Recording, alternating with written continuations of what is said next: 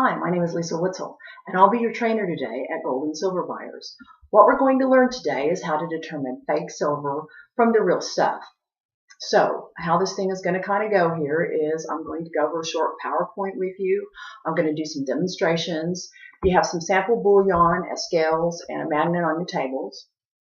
And you're going to get some hands-on experience there at some point during this training. And after all that's through, we're going to have a short question and answer session and then a short assessment. It's not graded. We're going to go over the answers at the end because the main point here is for you to be truly able to determine the real stuff from the fake stuff. So I guess we can go ahead and get started now. Maybe you're sitting there asking yourself, well, why is it so important that I know the difference between fake silver and bullion? Well, the fact of the matter is that silver bullion is probably going to be the biggest buy that you have in the store. A lot of people sell it. They come in, they bring it in bulk, and the fact of the matter is, if you make a bad buy, it's on you. That comes out of your paycheck, and ouch, that's going to hurt. So, like I said, it really behooves you to know the difference. Okay, before we get down to the nitty-gritty here on the specifics of buying bullion, I'd like to tell you a little story about the $250 paperweight, also known as how not to buy fake bullion. I want to show you the slide here, and I would like to propose the question to you: would you pay $250 for this paperweight? I mean, it's nice, it's shiny, it's about 3.5 inches across, it weighs about a pound. Make a pretty nice paperweight for your coffee table, your desk, or whatever, but would you pay $250 for it?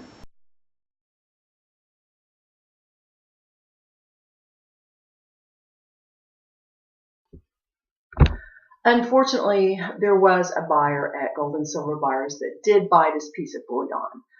There really wasn't any excuse for it. It was pretty much a case of due diligence not being done.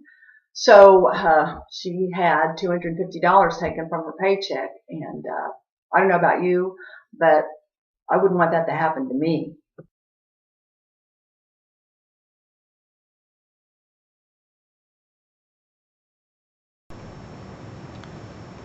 Unfortunately, it's not silver, which was really too bad for this gold buyer because it was a significant amount that was taken out of their check, and they were pretty disappointed, I can tell you. So maybe you're asking yourself, if an experienced gold buyer made this huge mistake, you know, how can you tell if it's real silver bullion or not? Well, that's what we're going to discuss today. First off, let's talk about what real silver bullion is. Real silver bullion comes in either bars or rounds. It can either be printed by the U.S. Treasury, as in American Silver Eagles, or by a private company. And in the case of GSB buyers, we also consider junk silver silver bullion. As you know, silver bullion usually comes in 1 troy ounce, and 1 troy ounce weighs 31.103 grams. It will always weigh 31.103 grams. It will never weigh less. It will never weigh more. If it does, do not buy it.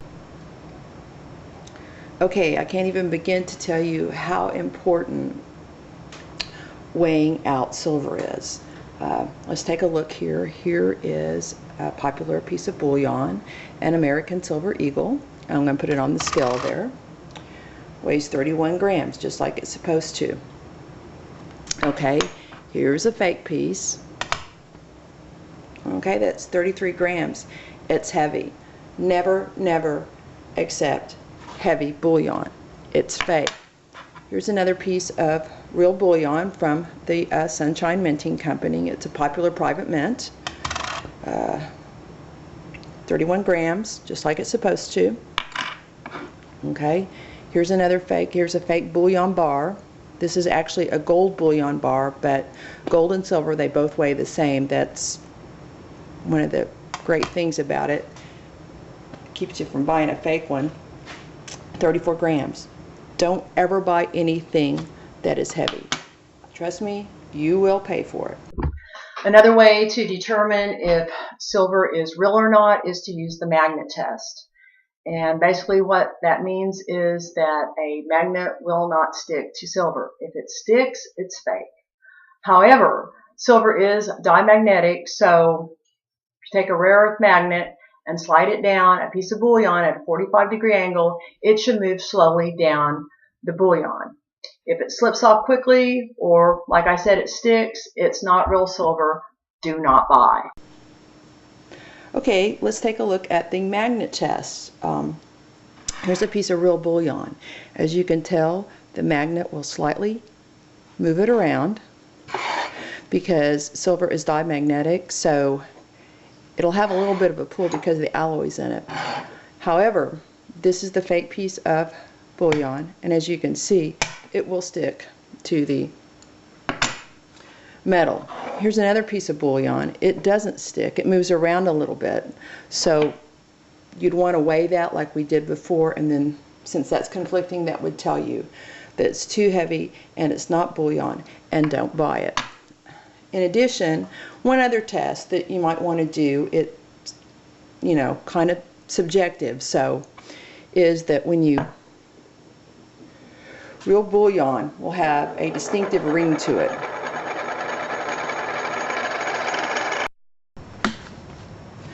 Maybe you're asking yourself, well, if we can test silver jewelry with an acid test, you know, why can't we do that with bullion?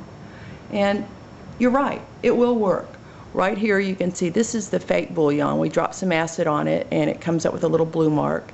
And right here is the real, and you drop some acid on it and it kind of stays this dark red here. But remember, we don't want to do that. So it's very, very important to remember to never test silver bullion with nitric acid. The bullion that we buy gets reprocessed and resold, and many people who buy it don't want an acid mark on their bullion. So never, never test with nitric acid. Even though it is a definitive test, it just doesn't occur here. So let's take a look at the actual fake bullion that was purchased. I would have had it here for you today, but the gold buyer who bought it, I guess it's actually sitting on their coffee table, and I asked if I could borrow it, and they were kind of embarrassed. So we're just going to have to look at a picture today.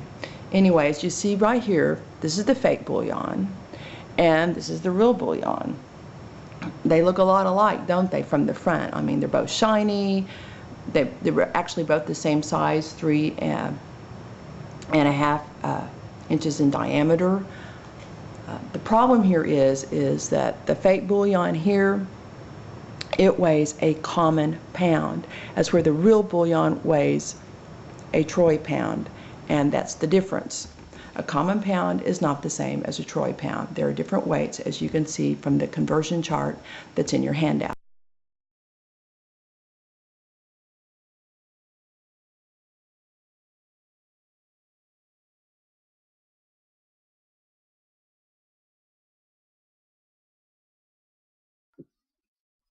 Okay, let's take a look at these two silver pieces. What the difference is that one of them is actually stamped silver. The other one is only stamped 1 pound proof. There's not silver on it anywhere. There's not .999 on it anywhere. That should be the dead tip-off right there. Plus, this piece itself weighed 1 pound, but it weighed 1 common pound, 1 not troy pound. You can find the conversions there on the handouts that I handed out to see the difference. So that right there, if you're doing your due diligence, you'll never end up buying this 250-pound paperweight. Okay, let's take a look at some other bullion, rounds, and bars. What about this bar and round would clue you in that it's fake? Here we have silver stamped on a round, and it refers to what?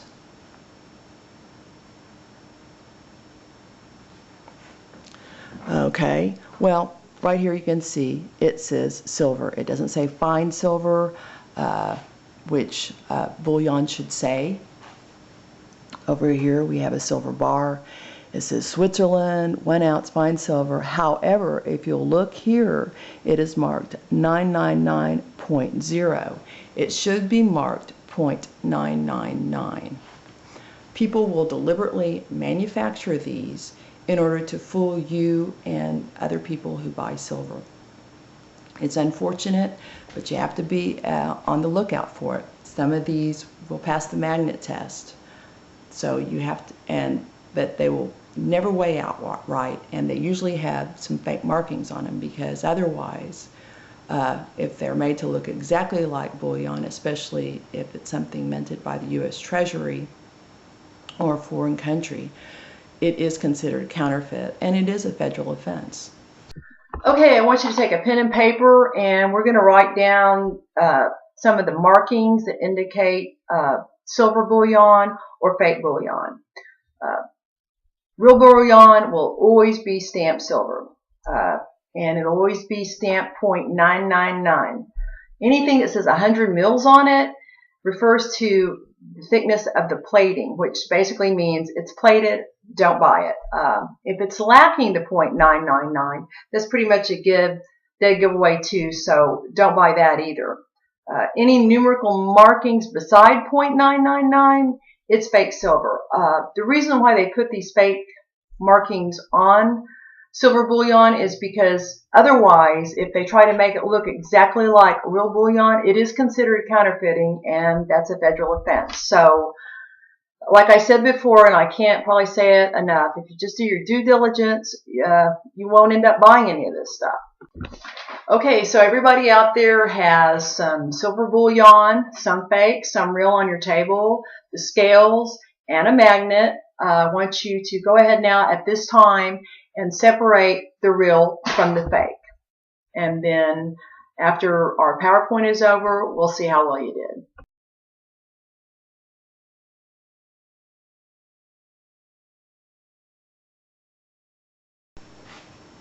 So remember to always, always use the magnet. This is your first line of defense. The magnet will not lie to you. If it sticks, it's no good. Secondly, weigh it. Go online, look up what it's supposed to weigh, see if it says it's supposed to weigh a troy ounce. Silver and gold will always weigh out the way it's supposed to. It'll never be more, it'll never be less. So always, always be sure and weigh it. Third, always look at it closely. There's little minuscule things that people who will try to scam you will mark on the bullion. If it's there, throw it out. Look at it closely. Look it up on Numista. Because in the end, if you buy it, it's on you.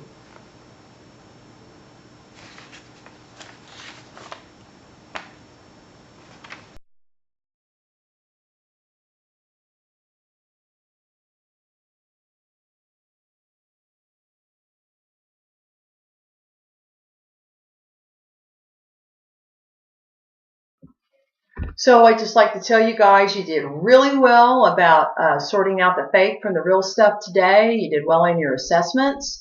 It's been a pleasure to be here and go through this with you. So let's get out there, buy some bullion, and make sure it's real so you can make those commissions and bolster the bottom line. Okay, now that you know, let's go get them.